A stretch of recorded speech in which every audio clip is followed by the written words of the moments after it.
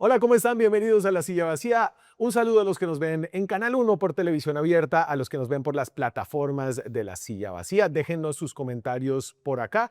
Yo soy Daniel Pacheco y estamos en este programa especial de domingo, Charlie con Pacheco, una nueva entrega de una discusión con Carlos Cortés. Estamos hoy desde la redacción.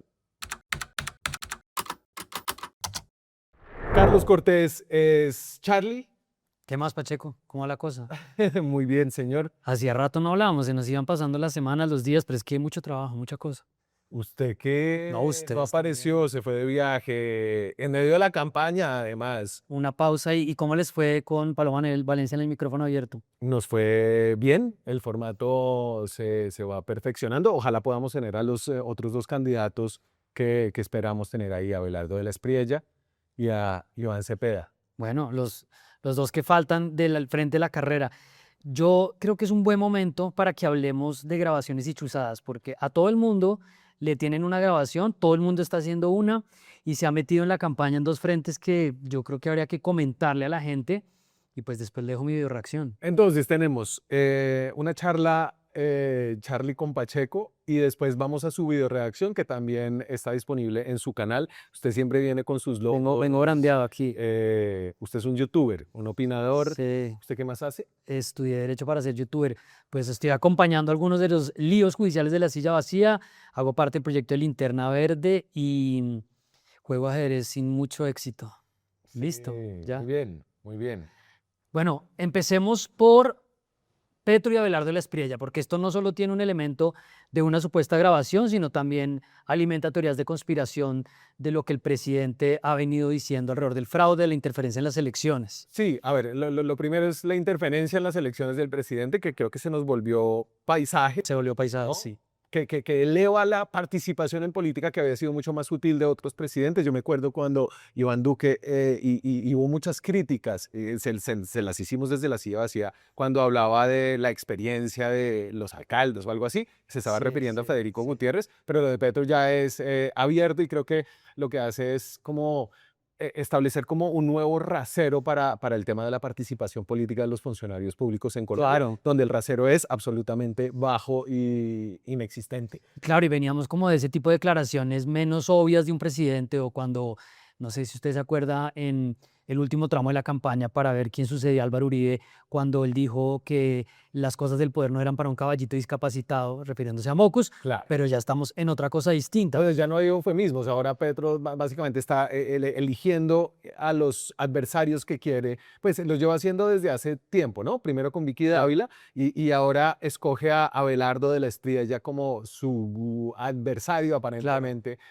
o el adversario de Iván Cepeda. Que además habría que ver si al final podemos volver a ese punto y es si esto le da un pequeño empujón a una campaña que viene como sin viento en la camiseta, con preguntas de si está empezando a llegar a su techo. Es decir, si esto a hablar de la Espriella le sirve, que Petro lo ponga en el reflector. Entonces, fíjese para allá mostrar ese primer tuit que veníamos de todas estas teorías sobre fraude electoral, que lo comentamos acá en alguna de las sesiones sobre cómo el presidente mezclaba el tema del software con el tema de los formularios, con el tema de los tachones, y aquí se metió en una cosa completamente distinta, que fue ya insinuar, decir abiertamente que de la Espriella tenía algún tipo de conversación con los hermanos Bautista de Gregan Thomas. Entonces, mire, le muestro este tuit, un fragmento de Thomas Gray. Nunca lo digo en orden. No puedo dejar de encajar la actitud negativa del procurador con los informes hechos desde inteligencia de conversaciones entre los hermanos Bautista y de la Espriella, intercambiando la devolución del contrato de pasaportes a sus manos y la promesa a cambio de ciertos algoritmos que le aseguren la presidencia a de la Espriella, cuyo vicepresidente es coautor del desastre en que dejó el gobierno Duque las finanzas públicas, el mayor empobrecimiento del pueblo en el siglo y que ahora quiere repetir la mayoría duquista de la Junta Directiva del Banco de la República. Bueno, ahí metió todos los Lo ingredientes de primero vainas, cosas, que está sí muy mal me permite redactado. decir es hay un uso muy cuestionable de la puntuación. Sí, Está bien enredado y habla de encajar, pero sobre todo está diciendo de ciertos algoritmos, o sea, él está diciendo básicamente que hay unos informes de inteligencia que sobre eso ya hubo una corrección de uno de sus hasta hace poco funcionarios, pero además está diciendo que a cambio de unos contratos que la Espriella, si resultara electo, le daría a los hermanos Bautista, les van a ayudar con un cambio en el algoritmo para ganar las o sea, elecciones. aquí hay tantas cosas que no están bien, y es primero como que el presidente tenga acceso aparentemente a unas Sí, interceptaciones de un candidato presidencial. No creo que eso es lo peor. de entrada ya es un problema. Sí, Y lo otro es la sugerencia de que a partir de eso, de la Espriella va a tener como una ventaja electoral por unos algoritmos en los que el contrato de Thomas Gray sí, no tiene sí. nada que ver. Tiene algo como de mística tecnológica, le van a poner un algoritmo para arreglarle eso. Eso el algoritmo se lo arregla, que es además una cosa que desconoce, pues, frentes que ustedes han explicado acá sobre cómo funciona la contabilidad del voto, o sea, la elección presidencial sobre todo, pues tiene muchos ojos encima, pero es un conteo manual de votos que se meten en una urna después de marcarse, pero también se pasa por la faja cualquier cosa que pueda decir el registrador Hernán Penagos. Venga, le muestro qué dijo Abelardo de la Espriella, entre muchas otras cosas, a Caracol Radio Abelardo frente en a ese esto. momento me imagino que dijo, No, pues me cayó del estaba... cielo una pelea, maravilloso. Uy, Sí, dijo esto. Si el presidente de la República hace una mención sobre una conversación que yo tengo perfectamente claro no existió, a través de un organismo del Estado que está permeado por la corrupción y la ilegalidad como es la DNI, que hay que llegar a depurarla, sacando a todos esos bandidos que hoy están enquistados ahí. Es el presidente el que tiene la carga de la prueba, que presente la conversación, que presente las transcripciones y que asuma el reto de que si eso no es así, él renuncie, y si es así, yo renuncio a mi candidatura hoy mismo. Bueno, metamos acá en la trama a otro personaje, pero antes, esto no solamente lo respondió Abelardo de la Espriella, sino también el senador liberal Mauricio Gómez, que está en la campaña de él, sí. pero también la misma Paloma Valencia, pues diciendo que si desde el poder se está hablando de interceptaciones contra un candidato, pues hay una amenaza muy seria Iván a la Cepeda, democracia. Iván Cepeda, no sé si dijo algo sobre el tema. Yo creo que él está ahora practicando la respuesta selectiva. pues, o sea, porque finalmente eso fue lo que sucedió en el gobierno de Álvaro Uribe, que fue tan preocupante, que se utilizara el entonces DAS contra activistas políticos, defensores de derechos humanos, periodistas, magistrados, entre los que estaba Sí, metiendo Iván Cepeda. claro, en un contexto donde esas grabaciones en el gobierno de Álvaro Uribe se utilizaron para cometer delitos, pero acá ya hay demasiadas preguntas sobre qué hace la Dirección Nacional de Inteligencia. Entonces, Pero otro no había personaje, grabaciones, eso sí. pues ahí está el punto. Otro personaje que salió ahí fue Wilmar Mejía, que fue hasta hace poco el director nacional de inteligencia de la DNI, y dijo en Twitter que había una precisión para hacer y era que no se trataba de un informe de inteligencia, sino de unas interceptaciones judiciales, pero dándole la razón al presidente que había un interés de robarse las elecciones de 2026. Pero ahí yo le quería preguntar, porque ustedes han cubierto a Wilmar Mejía y este meteórico ascenso, salió finalmente la DNI, pero hace rato se viene hablando de él. Pues es que Wilmer Mejía, Santiago Rodríguez, periodista de La Silla, hizo una investigación que era sobre un meteórico ascenso y era inexplicable, porque este es un hombre que en su entrenamiento tiene una carrera en educación física Sí. de la Universidad de Antioquia, entonces entró y empezó a ser parte de los cuadros directivos como representante estudiantil a principio de este siglo, en los 2000. Luego se tuvo que ir del país, dice, por unas amenazas, y regresa sin haber ganado ninguna experiencia en el tema de la seguridad y la inteligencia, a hacer política, se lanzó a la Cámara por el Partido Liberal, se quemó, hizo unas alianzas políticas con Olmedo López, porque los dos trabajaron en Itagüí, de donde es Olmedo López, y empezó a participar como con el pacto histórico, conoció a Petro, aparentemente a través de su Twitter, porque el presidente vio el Twitter, y lo nombraron en el Consejo Superior Universitario de la Universidad de Antioquia. Y de ahí él dice que empezó a recibir información de inteligencia que le pasó al presidente, quien finalmente lo recomienda para llegar como director de inteligencia a la DNI, que es el nuevo DAS, ¿no? Y desde ahí su nombre salió salpicado, pues salió mencionado como una de las personas que había ayudado a la infiltración, presuntamente, de Calarcá, el disidente de las FARC con el que el gobierno tiene un proceso de paz activo, por el cual tiene una orden de captura suspendida y que fue capturado, ¿se acuerda?, en esas camionetas que cogieron en Sí, Antioquia, sorpresivamente tiene unos retenes. que tenían, primero, menores de edad en las camionetas, eso rompía todos los protocolos de ese acuerdo, tenían armas y tenían dinero en efectivo y tenían los computadores que incautó la fiscalía y donde sale a relucir Sí, el ¿a dónde iban? Después de todo esto que publicó Ricardo Calderón, usted dice, no, pues lo apartaron porque, pues, No, él siguió ahí. no, Petro lo defendió, dijo que todo era un montaje, una falsedad contra Wilmar Mejía. La Procuraduría lo suspendió temporalmente, pero después de eso él siguió en la Dirección Nacional de Inteligencia y ahora aparece otra vez antes de, ahora sí, salir de ahí. Bueno, pero finalmente salió hace unos días Exacto. del gobierno y eso es importante para que la gente vaya conectando con el otro tema que le quería comentar. Ahí hay un punto importante y es que la Dirección Nacional de Inteligencia ha estado siempre a cargo de personas de la entera confianza de Petro, a lo igual que la Agencia de Inteligencia Financiera, que es la UIAF, que ya vamos a hablar algo más de eso, y muchos cercanos al M-19, o sea, son personas que están muy pendientes de la seguridad del presidente, por supuesto, pero también de toda esta ecuación política sobre la cual Petro a cada rato dice cosas.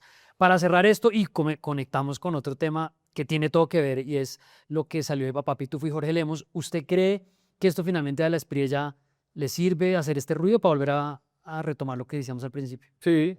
Algo le tiene Pues, que ayudar a... sobre todo el Espriella tenía un problema de momentum, ¿no? Entonces, lo de Paloma con Oviedo, Paloma sumando gente y finalmente caer como dentro de la mirada de quién es hoy el político más influyente y más poderoso de Colombia. Un presidente que, pese a todos los problemas de su gobierno, está terminando el mandato con unas popularidad. cifras de popularidad que se acercan ya, no estamos hablando del tercio, estamos hablando ya de que se acerca a la mitad.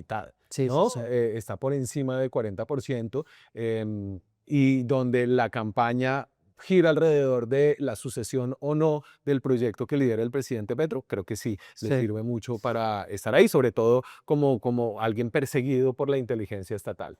Y nos hemos vuelto ya espectadores permanentes de estas denuncias del presidente que son gravísimas. O sea, es que si uno vuelve un poco al origen de esto es cómo puede ser que vaya diciendo en Twitter que hay unas interceptaciones, sean de inteligencia, sean judiciales, de un candidato supuestamente prometiéndole algo a unos contratistas en el proceso electoral. Eso es una locura. Aquí hay una cosa que nos vienen diciendo. La DNI tenía una cosa que era como copiada del MI6, que son unos ciclos de inteligencia. Entonces, pues los espías están recogiendo chismes por todos lados, ¿cierto? Unos chismes pagos, otros no pagos, otros de infiltrados, otros obtenidos por grabaciones. Y esto se tiene que verificar antes de poder llevárselo a los tomadores de decisiones, Sí. ¿cierto? Que es el presidente, Sí. Los altos mandos. Aquí no hay ciclo de inteligencia. No, no, no. Todo le llega directo a Petro. Y Petro, como se ha visto en sus trinos, no sé si usted vio uno del fin de semana, por ahí sacamos un video de este, era un trino con 4 teorías de la conspiración. Primero, que a Charlie Kirk, no, o sea, El activista de derecha el activista norteamericano, del sí. hecho, no lo mató un francotirador, como dice, Como vio toda sino que la red social. que es una, se murió por como un micrófono explosivo. Esta es una teoría de conspiración de la ultraderecha gringa. Después salta de eso a decir que a Miguel Uribe no lo mató la segunda Marquetalia, como afirma la investigación de la Fiscalía, que es como la entidad que tiene la investigación más Sí. adelantada, incluyendo un testigo que tiene un vínculo con la segunda Marquetalia que dice que la orden vino de allá, sino que lo mató un cartel de esmeralderos que está vinculado a la Junta del Narcotráfico, ¿no? Entonces, en la cabeza del presidente Petro, estas conspiraciones y estas informaciones sin verificar como que se mezclan un poco como estaba redactado ese párrafo, Sí, ¿no? sí. Todo se conecta Todo con conecta con todo, sí, es tremendo. Es que uno lee esos textos y pues inmediatamente piensa en cómo funciona la cabeza del presidente mezclando eso así. Pero venga, sigamos al siguiente tema porque si no, no vamos a alcanzar sobre Jorge Lemos, Papá Pitufo y rumores de la paz total. Noticias Caracol reveló hace unos días las grabaciones donde Jorge Lemos, que fue hasta hace poco el jefe de la inteligencia financiera, la UIAF, y exdirector también de la Dirección Nacional de Inteligencia antes. Que es un abogado que había sido el jefe del cuerpo de bomberos en la Bogotá humana de Gustavo Petro, ¿no? Esto no es, o sea... Se pasó a apagar otros incendios. Pasó a apagar incendios un poquito más complicados. Sí, pero habla como del tema de desprofesionalización de la inteligencia estatal que está pegada alrededor de las lealtades que percibe Petro de unos funcionarios cercanos, más allá de su preparación o no. Sí.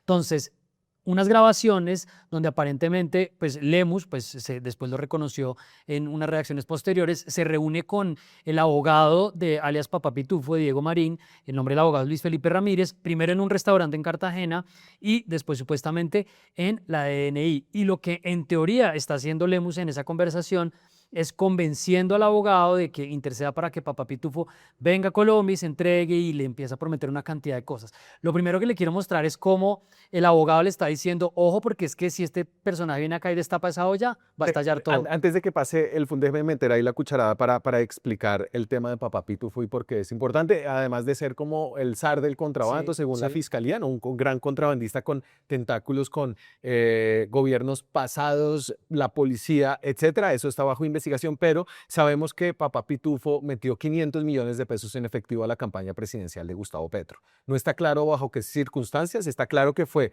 a través de Javier Vendrell, que es uno de los catalanes nacionalizados por Petro, que recibió esa plata. Petro dice que cuando se enteró, y esto lo ha dicho en un consejo de Sí, ministros, ordenó que se devolviera la plata, ¿cierto? sí. Esa plata se devolvió y le hicieron un video a la devolución para confirmar y que quedara como constancia. Jorge Lemus dice que se devolvió, pero que no sabe si se devolvió entera o si en el camino se perdió algo de plata. Hay obviamente la pregunta de por qué esto nunca se reportó cuando sucedió, ¿no? Sí, y otra cosa es que nadie ha visto el video. Hay unas personas que No, dicen que lo han visto, pero públicamente no conocemos el Augusto video. Rodríguez. Él dice que él sí lo vio. No, Augusto Rodríguez dice que fue a preguntarle al hacker español Sí. que encargado de hacer la devolución con un video y que el hacker le quería cobrar una coima por dejarlo ver el Está video. monetizando. Mire el tema de la hecatombe que dijo el abogado de Diego Marín. Kuta kidzelea kutala. Ya está mi kit. No, pues es que llegar aquí si váyate con mon dicho, kuta paría. A valer a 11. Eso es. No, no. Oiga, yo se lo digo, y acóntelo, que yo se lo digo. Listo, perfecto. No, yo se lo digo. Es que, sencillamente, llegar a hacer eso, pensar más bien. Armar una hecatombe. Esto me suena, o sea, es como la caída, se caen las Torres Gemelas, ¿se Sí, acuerda? lo que le decía Benedetti a Laura Sarabia, sí. Benedetti cuando estaba pues caído en desgracia, hoy ahora ministro No, sí, ahora ya de- hace videos y baila y se la monta a todo el mundo. Él ya se dio cuenta que puede hacer lo que quiera, sí. Bueno, pero entonces, mire, usted se adelantó, pero me parece clave ese punto de cuál era el nexo que había también de Papá Pitufo. El caso es que en esas reuniones hay también una serie de promesas de Lemus sobre cosas que en realidad pues son del resorte de la fiscalía. Entonces mire lo que le dice, entre otras, sobre lo que supuestamente el gobierno podría hacer si Papá Pitufo accede como a buscar una manera de volver al país antes de la extradición. ¿Qué es de parte nuestra como presidencia de Estado? Pues porque, como te digo, pues en cuestión ya de fiscalía, sí, es que eso lo negocian con él. Ahora, eso no quiere decir que nosotros no podamos de pronto hablar algo dentro de la fiscalía que lo enobrezca, no otra cosa. Entonces, esta fiscalía, le quiero meter otro tema pues, donde se asoma paz total, pero usted quería sumar algo más de lo que Pues, de pronto no tenemos ahí. Es que en lo que dice el abogado, es decir, ya es público una cosa bastante escandalosa y es que el zar del contrabando vendió 500 millones de pesos a la campaña de quien soy presidente. Él se defiende diciendo que esos 500 millones de pesos Los se devolvieron. devolvieron, ¿no? Como si ya eso hiciera que no pasó nada. Pero lo que dice el abogado es que aparentemente, pues cuando habla de la hecatombe es que se saben más cosas, o hay más cosas que no se saben que podrían tener más consecuencias. Claro, Entre esas cosas, él menciona un acercamiento con la primera dama, sí. Verónica Alcocer, que nos hace pensar que hay todavía una parte de esta historia de Papá Pitufo con la campaña Sí. de Gustavo Petro que no se conoce y que podría ser muy comprometedora. No, pues es que además uno, suponiendo la buena fe de una campaña a la que quieren infiltrar y que se da cuenta, o sea, yo creo que eso puede ser posible, pero dejando eso de lado, si usted suma a lo que usted dice otro tipo de denuncias, se empiezan a abrir otros hilos. Entonces, el exministro Luis Carlos Reyes, hablando en estos días con Daniel Coronel, y ya lo había dicho antes, él abre el foco a decir, ojo, porque aquí había cooptación de cargos de la DIAN, Sí. querían poner gente pues en Buenaventura para controlar la entrada de contrabando, entonces esto definitivamente es más grande. Volvamos al tema de Lemus.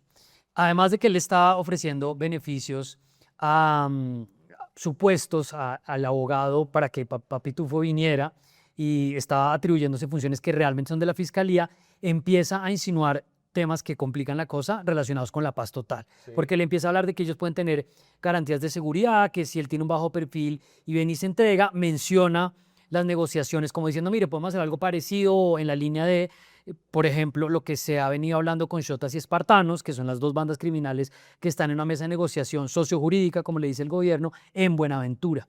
Y después, Entonces está el puerto por claro, donde viene el contrabando. o sea, es una cosa grande, entonces, ¿qué están negociando? Que es una de las grandes preguntas sobre paz total con estas bandas. Pero aquí está la mención específica sobre el proceso de paz y lo que le dice Lemus al abogado. Tengo una sensación de que lo que le han dicho ustedes y él no va a quedar. Pero hasta ahora no, mientras Soto descuenta esto, y falta él. Mientras más pronto lo resuelva, mejor para él. Es más, si ya está aquí metido en el puerto, el presidente, así como la gente que está metida en la vaina de la paz, ha avanzado ya y la negociación que hizo. Y es que es negociación que te haya pedido el trato de los negritos, de los grupos armados, será, y hay una ley que controla eso. Entonces, el contexto anterior de cuando le está diciendo eso Lemus es que el abogado le dice que ya hay un paquete en Colombia contra Papá Pitufo, que se refiere básicamente es que a él ya le tienen Toda la acusación. toda la acusación lista y que entonces en realidad no se va a poder salir de ahí como Lemus le está diciendo. Entonces, digamos, el elemento general, el reporte de Noticias Caracol dura como 30 minutos, pero Petro le responde a Caracol y dice que los contactos que se han hecho buscan exclusivamente la entrega de Marín, pero ahí le tira agua sucia como lo suele hacer el presidente a Marín porque dice que a Lemus, perdón, porque dice que hay unos agentes de inteligencia que intentaron pedir dinero al delincuente. Entonces no se sabe si está refiriendo a él o a otros, porque como ha habido contactos por varios caminos, pues ahí hay una pregunta grande. Y Lemus dice, yo busqué al abogado con autorización del presidente y yo grabé para que después no dijeran que yo estaba haciendo nada raro. Entonces, ¿qué sería de verdad estar haciendo algo raro con lo que hay acá? Ahora, una pequeña píldora para la memoria. Si usted se acuerda cómo conocimos nosotros todo esto, fue en el primer consejo televisado famoso, La Boda Roja, donde hubo concurso de puñal ahí entre todos. Y en ese momento, Toda roja. Augusto, Referencia a Game of Thrones. de Game of Thrones, donde todo el mundo se murió, hasta el camarógrafo. Y dice Augusto Rodríguez esto en pleno Consejo de Ministros, que eso hace saltar todo. El presidente ha sido muy valiente y ha sido muy coherente al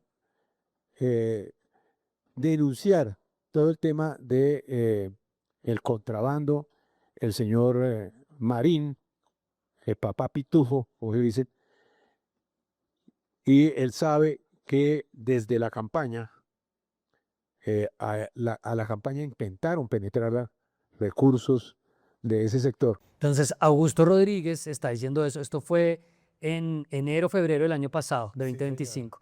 Y las reuniones que tuvo Lemus con el abogado de Papá Pitufo son de febrero y marzo. O sea, apenas, acá empieza a conectar todo, ¿no? Apenas Augusto Rodríguez hace eso, van y se reúnen con Y él. Lemus va y le dice al abogado que Augusto Rodríguez está mal de la Que cabeza. está mal de la cabeza, le está diciendo. Ahí mete también a Armando Benedetti. Sí. ¿No? Que ha pasado un poquito de agache en todo este momento. Claro, pues, porque no era claro, porque todo lo que sabíamos de Papá Pitufo llevaba a Javier Vendrell, a Néstor Daniel. ¿Otero? No. Del Partido Verde. Militante del también- Partido Verde que sí. se lanzó al Senado y se quemó. Entonces, y que había hecho como pues, supuestamente el vínculo con Papá Pitufo para la entrega de este dinero. Ellos decían como que entendían que Papá Pitufo era un empresario, ¿no? Para dar, Claro. digamos, como la presunción de buena fe en ese caso, y después devolvieron la plata. Entonces no era claro Benedetti qué, pero el abogado menciona a Benedetti en la grabación y Augusto Rodríguez menciona a Benedetti en la grabación.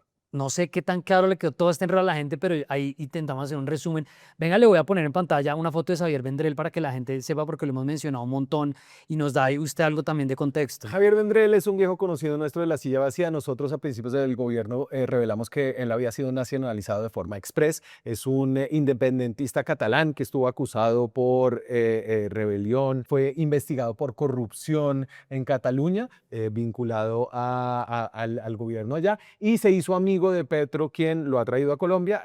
Aquí ha hecho muchos negocios, ha sido funcionario público y se ha beneficiado de esta relación con Gustavo Petro, y estaba en la campaña presidencial, donde todo comienza y donde presuntamente fue la persona que recibió estos 500 millones de pesos. Sí. Y es el amigo del hacker español contratado para hacer la devolución de la plata, que dice Lemus de pronto se perdió algo en la mitad, nadie sabe quién metió la mano ahí.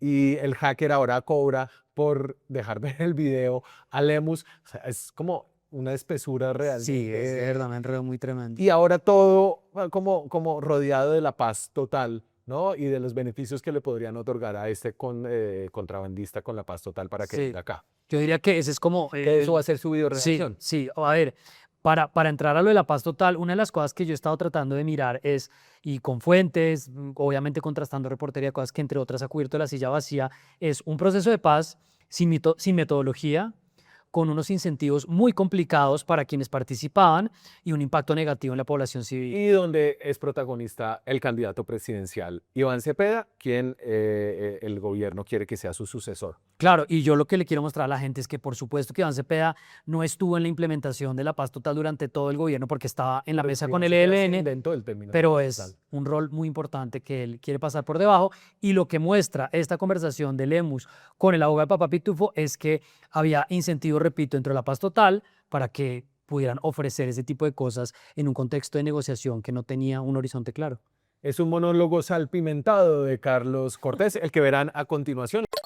Entre las teorías de conspiración de la derecha extrema y la colección de disculpas de la izquierda militante, debe haber un espacio para debatir la fracasada política de paz del gobierno de Gustavo Petro. Y sobre todo, para cuestionar las ambigüedades y acciones del candidato presidencial Iván Cepeda, que en este tema pretende pasar de protagonista a simple espectador. Con un talante cada vez más reaccionario, los seguidores del pacto histórico descalifican estas críticas como estigmatizaciones, calumnias o apología de la violencia. Así explica el propio Cepeda la estrategia de la que acusa a sus contradictores, pero que ellos mismos aplican. Aquí lo que se hace para evitar el debate, ya que tanto se exige debatir, es precisamente endilgarle, poner en los labios, inventarse la posición del otro.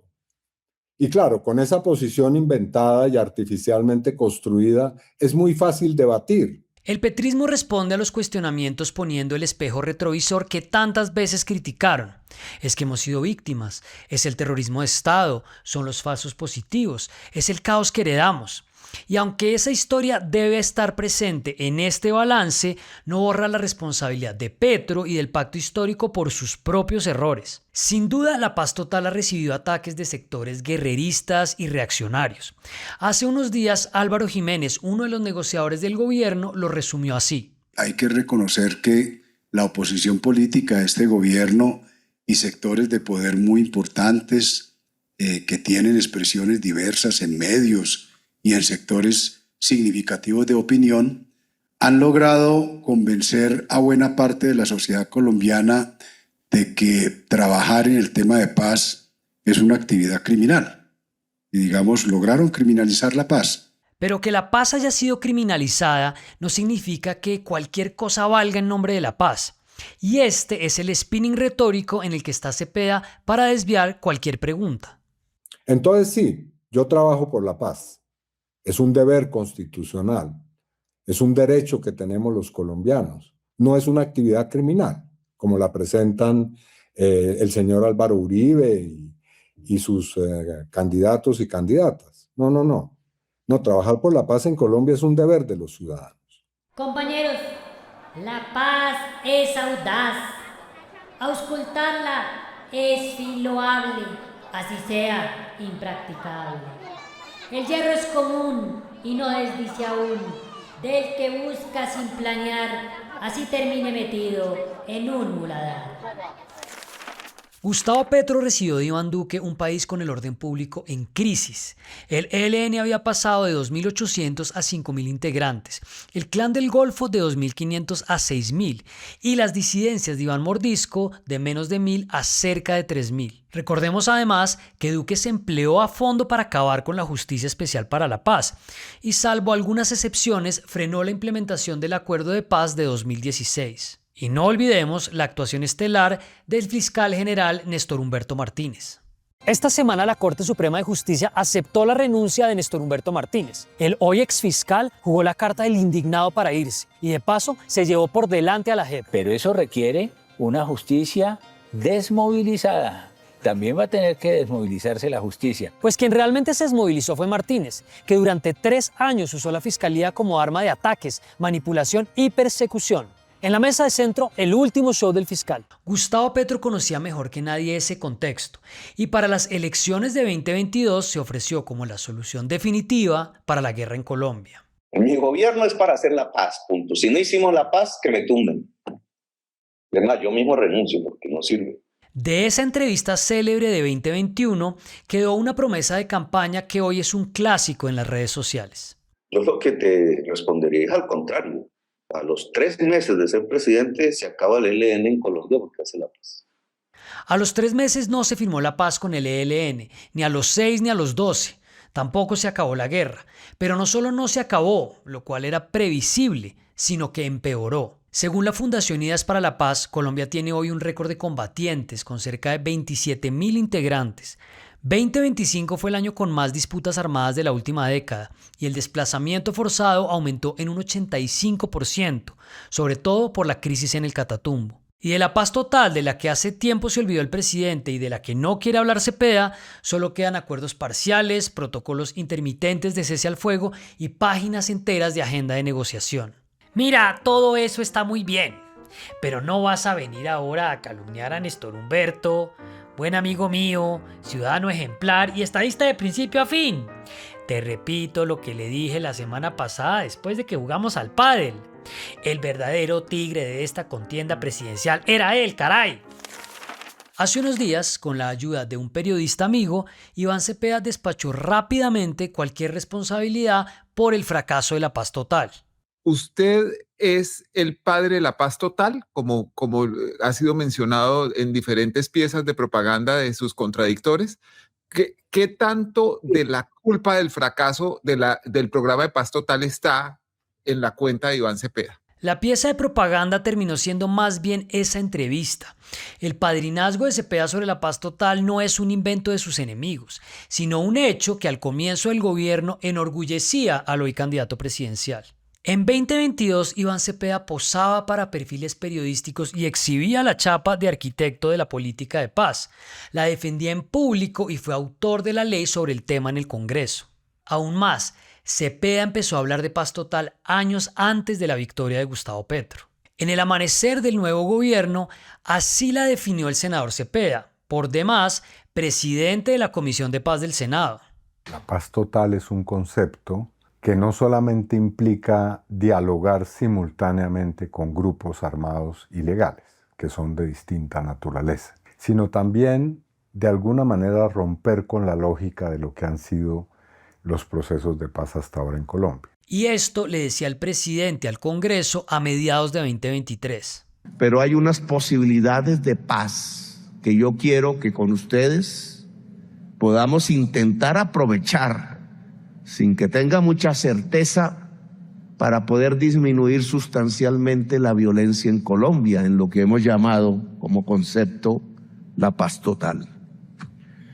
La paz total, por tanto, implica un territorio incluido, una sociedad incluida, una disminución sustancial de la desigualdad social, una sociedad donde la juventud toda pueda sentir que tiene un futuro. La apuesta de la paz total tenía buenas intenciones. En resumen, se trataba de negociar al tiempo con todos los actores armados, que estaban atomizados y dispersos, enfocarse en arreglar los problemas directamente en las regiones y con las comunidades y sobre todo desescalar la violencia de manera prioritaria. Pero esta estrategia estaba llena de riesgos que se advirtieron con antelación.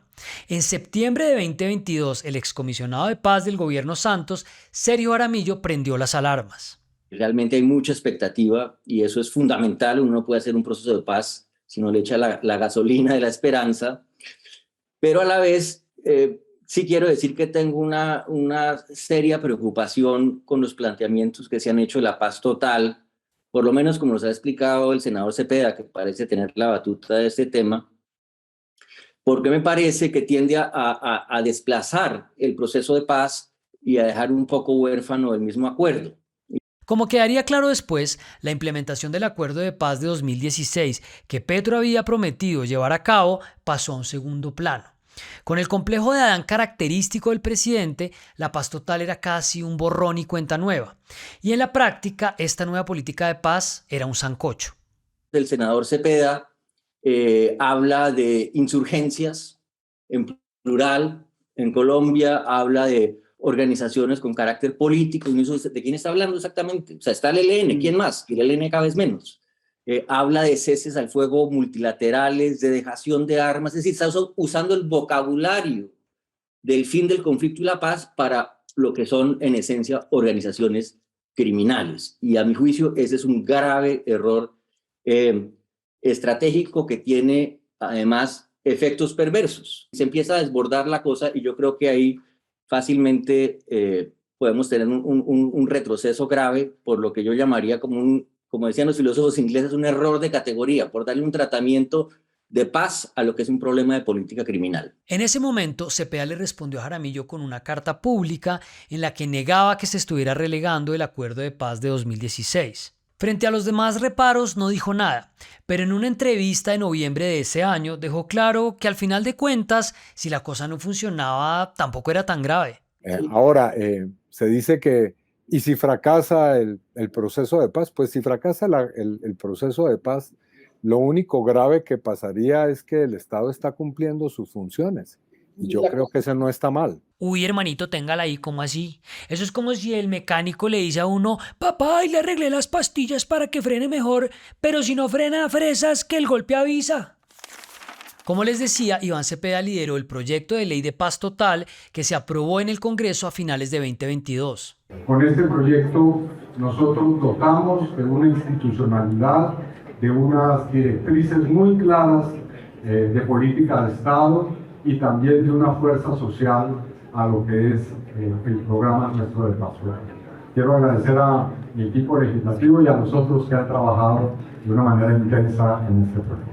Un año después, la Corte Constitucional revisó una demanda contra la ley y decidió que el gobierno podía negociar acuerdos de paz con guerrillas o grupos políticos, pero con bandas criminales solo podía tener conversaciones que llevaran a la entrega.